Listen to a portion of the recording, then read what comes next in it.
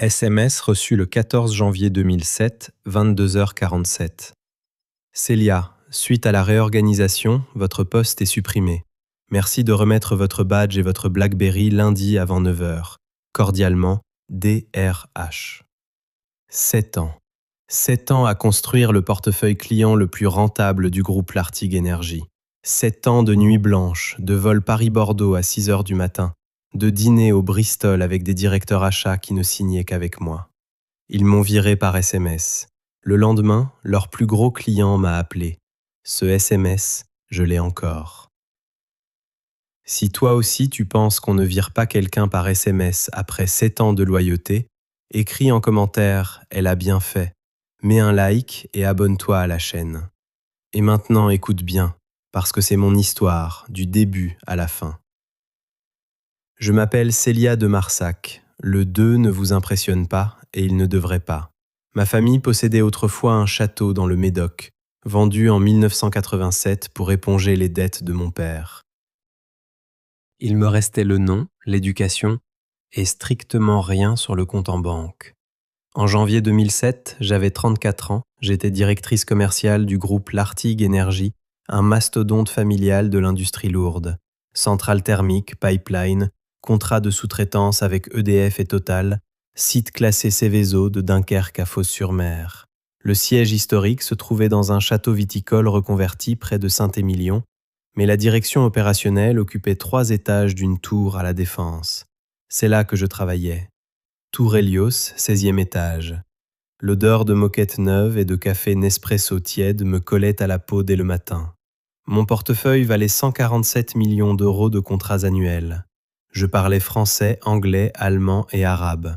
Je connaissais par leurs prénoms les directeurs achats de 38 entreprises du CAC 40. En 7 ans, je n'avais jamais perdu un client, pas un seul. Le groupe était en pleine restructuration. Un PSE, plan de sauvegarde de l'emploi, touchait 420 postes. Des consultants de McKinsey arpentaient les couloirs avec leurs dossiers cartonnés. Les syndicats négociaient. Le comité CHSCT se réunissait tous les 2 jours. Et au milieu de ce chaos, la publication des résultats annuels 2006 approchait. Le 31 janvier, le conseil d'administration se tiendrait à Bordeaux, entre les barriques du château. Tout le monde retenait son souffle. J'aurais dû retenir le mien. Le premier signe, je l'ai vu sans le comprendre. En décembre 2006, on m'avait retiré de la délégation pour le salon World Energy à Abu Dhabi. Thierry Lartigue, PDG, héritier de la dynastie, HEC Promotion 89, m'avait dit en souriant « Tu mérites du repos, Célia, laisse Antoine gérer. » Antoine Verdier, directeur de la stratégie. Énarque, réseau ministériel, costume Lanvin. Son bureau au 18e étage sentait le vétiver de Guerlain et le cuir de poltron afro. Sur le mur de Thierry, à côté de la photo officielle du dernier dîner au Georges V avec le ministre de l'Industrie, il y avait un cadre plus petit, une photo de promotion, HEC, 1989. Thierry au centre, souriant, et à sa droite, un visage que je ne reconnaissais pas encore. J'ai remarqué ce cadre 100 fois sans jamais m'y attarder. Ce cadre allait tout changer. Le lundi 15 janvier 2007, à 8h30, je me suis présenté à l'accueil de la Tour Hélios. Mon badge ne fonctionnait plus. L'hôtesse d'accueil, Nathalie, avec qui je prenais un café chaque matin depuis 5 ans, a détourné le regard. L'odeur de galette des rois flottait encore dans le hall. Les vœux du DG, prononcés la veille, parlaient de cohésion et de valeurs humaines. On m'a fait monter par l'ascenseur de service. Bureau de Sylvie Marchand, DRH. Moquette beige, store vénitien, l'odeur de son parfum cacharel mêlée à celle du stress, ce déodorant aigre que dégagent les gens qui savent qu'ils font quelque chose de laid. Célia, le poste de directrice commerciale est supprimé dans le cadre du PSE. Votre indemnité sera conforme à la convention collective. Pas un mot sur mes résultats, pas un mot sur les 147 millions. J'ai demandé à voir Thierry, on m'a répondu qu'il était en réunion. J'ai demandé à voir Antoine, même réponse. Mon remplaçant s'appelait Julien Prost, 24 ans, stagiaire depuis 6 mois, neveu d'un administrateur. Il ne connaissait pas la différence entre un contrat cadre et un bon de commande. Devant le bureau de Sylvie, en attendant mon carton, j'ai croisé Thierry dans le couloir. Il marchait vite, Blackberry vissé à l'oreille, costume anthracite. Il m'a vu, il a ralenti d'un pas. Puis il a souri. Ce sourire que je connaissais par cœur, celui des dîners de Noël d'entreprise, celui du jour où nous avions décroché le contrat EDF de 800 mégawatts en 2003. Ce sourire qui disait « Nous sommes du même monde ». Sauf que ce jour-là, ce sourire disait « Tu n'existes plus ». Il est passé sans un mot. L'odeur de son eau de toilette, habit rouge de Guerlain, a flotté une seconde de trop. À l'intérieur de moi, quelque chose s'est figé, pas brisé, figé. Comme du métal en fusion qui prend forme, j'ai pensé à ma mère, Marie-Thérèse de Marsac, née Kélifi, fille d'un ouvrier algérien de Nanterre. Elle avait épousé un aristocrate fauché, élevé 2 enfants dans un 3 pièces à Boulogne, travaillé de nuit à la poste pour payer mes cours de langue. Elle ne s'était jamais plainte, elle ne s'était jamais agenouillée. J'ai pensé à mon prêt immobilier, 320 000 € restants sur l'appartement de Suresnes. À mes 2 filles, Louise, 8 ans, et Margot, 5 ans. À la grossesse de 11 semaines que je n'avais encore annoncée à personne. Pas cette fois, pas devant mes filles, pas devant l'enfant à venir. Cette pensée n'était pas de la colère, c'était quelque chose de plus froid, de plus ancien, de plus lourd. Une certitude logée dans le sternum, comme un clou. Ils vont regretter ce SMS. J'ai commencé à creuser le soir même, chez moi, à Suresnes, après avoir couché les filles. 9 heures du soir. L'odeur du gratin dauphinois refroidit dans la cuisine, la lumière bleue de l'écran de mon ordinateur portable, un compact massif, et le silence de janvier. Pendant 7 ans, j'avais archivé méthodiquement chaque email, chaque compte-rendu, chaque note de frais sur un disque dur externe. Habitude d'aristocrate désargenté. Quand on n'a pas d'argent, on a de l'ordre. Ce que j'ai trouvé en 3 nuits de recherche m'a retourné l'estomac.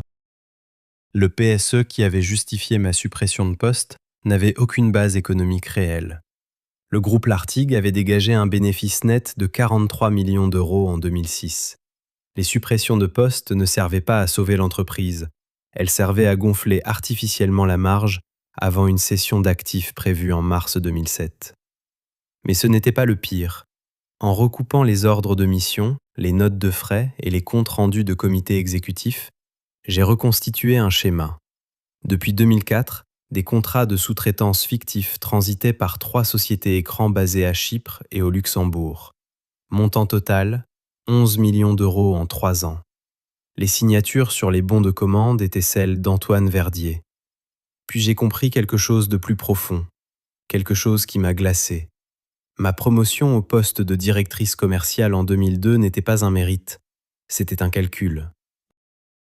On m'avait mise à ce poste parce que je signais les contrats et que ma signature sur les avenants commerciaux masquait les surfacturations vers les sociétés écrans.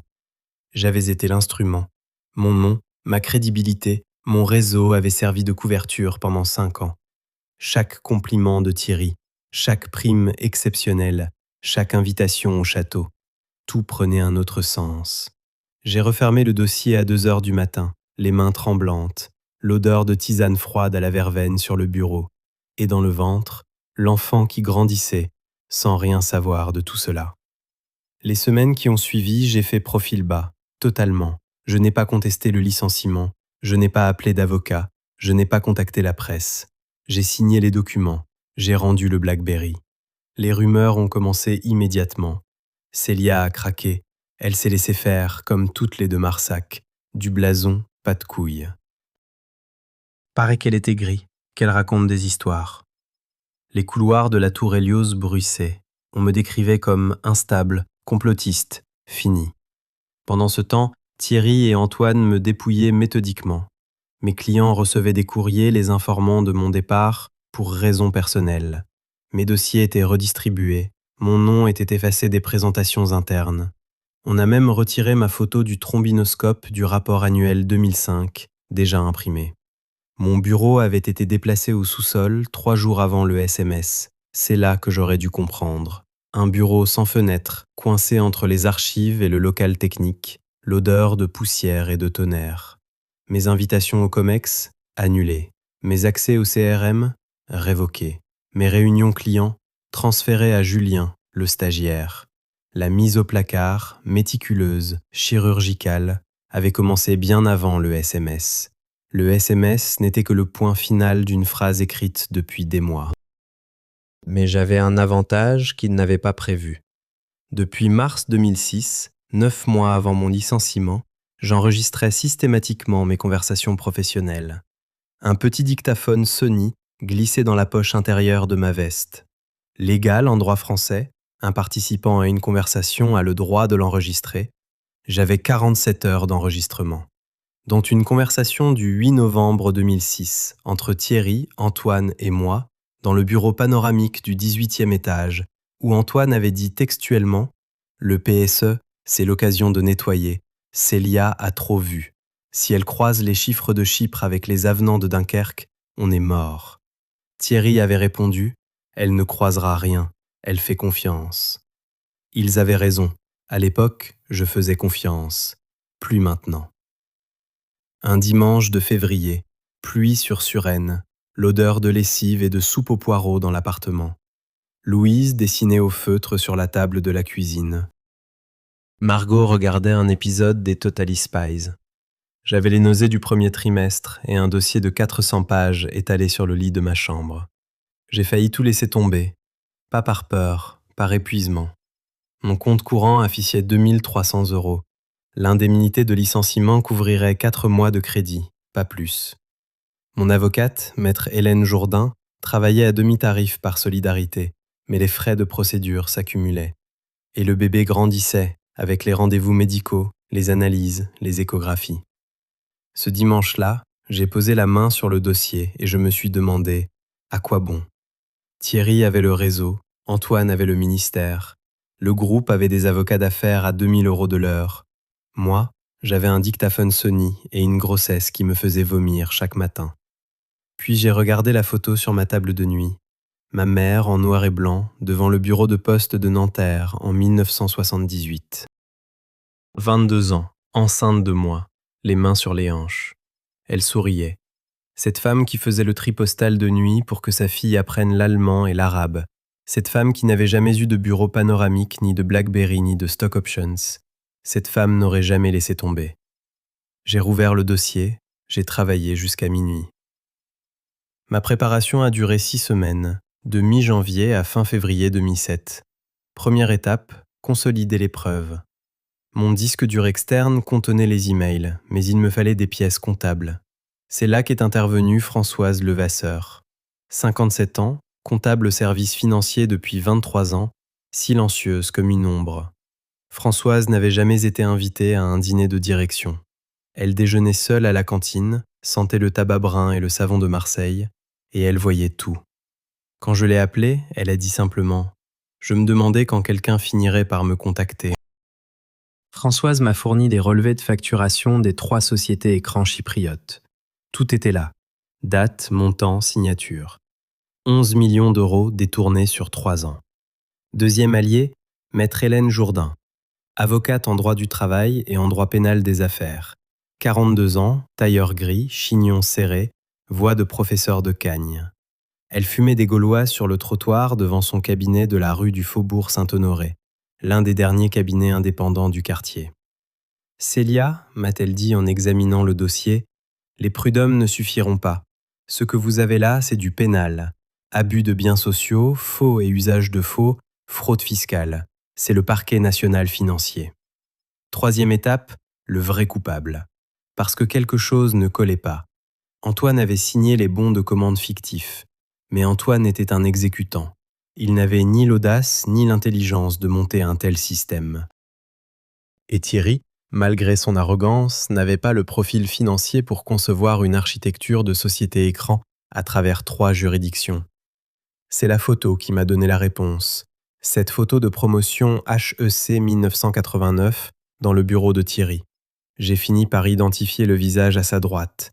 Jean-François Mériot. Pas un dirigeant de l'Artigue, pas un salarié. Un administrateur indépendant au conseil, discret, presque invisible. et associé principal d'un cabinet de conseil fiscal à Luxembourg. C'était lui, l'architecte, celui qui avait dessiné le circuit financier, choisi les sociétés écrans et placé Antoine comme signataire pour se protéger. Thierry obéissait à Mériot depuis 20 ans. Leur amitié de promotion était devenue une laisse. J'ai ajusté ma stratégie. Le dossier ne viserait pas seulement Thierry et Antoine, il viserait Mériot. Et pour atteindre Mériot, il fallait que le dossier soit transmis non pas au prud'homme, mais directement au parquet national financier. Hélène a préparé la saisine, Françoise a certifié les documents comptables, et moi, j'ai passé mes soirées à transcrire les 47 heures d'enregistrement, assise dans ma cuisine de Suresnes, les écouteurs sur les oreilles, l'odeur de camomille dans la tasse, l'enfant qui bougeait pour la première fois. Le 28 mars 2007, Château-Lartigue, Saint-Émilion, conseil d'administration extraordinaire. L'odeur des barriques de chêne se mêlait au parfum des roses de la cour intérieure. La salle du conseil occupait l'ancienne cave de vinification. Murs de pierre, plafond voûté, une table en noyer de 6 mètres de long. Par les fenêtres en ogive, on voyait les rangs de vignes encore nus de mars. 13 administrateurs étaient présents. Thierry présidait, costume bleu marine, cravate Hermès, montre Breguet. Antoine à sa droite, dossier de résultats annuels ouvert devant lui, et au bout de la table, presque en retrait, Jean-François Mériot. Lunettes fines, cheveux gris, costume sans marque visible, l'élégance de celui qui n'a rien à prouver. Il ne m'attendait pas. J'avais été convoqué par le comité d'audit, une prérogative statutaire que Maître Jourdain avait activée en déposant une alerte éthique au titre de l'article L823-16 du Code de commerce. Le comité d'audit, présidé par un administrateur indépendant, avait l'obligation légale de m'entendre. Je suis entré à 14h10, tailleur noir, dossier sous le bras, talons qui claquaient sur le dallage de pierre. L'odeur de cire d'abeille des meubles anciens, le silence brutal quand les 13 visages se sont tournés vers moi. Thierry a blêmi, pas de colère, de surprise. Il ne comprenait pas comment j'étais là. « Madame de Marsac n'est plus salariée du groupe », a-t-il dit d'une voix qui voulait être ferme. « Elle n'a pas sa place ici. » Le président du comité d'audit a répondu « Elle a été convoquée dans le cadre d'une procédure d'alerte. » Nous sommes tenus de l'entendre. Je me suis assise, j'ai posé le dossier sur la table. 412 pages. Pièces comptables, capture d'écran, relevé bancaire, transcription. J'ai commencé par les faits, froidement, comme un rapport d'audit. Les 3 sociétés écrans chypriotes, les 11 millions détournés, les signatures d'Antoine sur les faux bons de commande, les surfacturations masquées par mes propres avenants commerciaux. Antoine a ouvert la bouche pour protester. Ses mains tremblaient. Son stylo Mont-Blanc tapotait la table avec un bruit sec, régulier, compulsif. L'odeur de sa transpiration traversait le vétiver. Puis j'ai sorti le dictaphone, j'ai appuyé sur play. La voix d'Antoine a rempli la salle voûtée. Le PSE, c'est l'occasion de nettoyer. Célia a trop vu. Si elle croise les chiffres de Chypre avec les avenants de Dunkerque, on est mort. Et la voix de Thierry. Elle ne croisera rien, elle fait confiance. Le silence qui a suivi était physique, comme une chape de plomb tombée sur la table en noyer. On entendait le bourdonnement d'une mouche contre la fenêtre en ogive. Le clic du stylo d'Antoine s'est arrêté. Thierry s'est tourné vers Mériot, instinctivement, comme un enfant vers son père.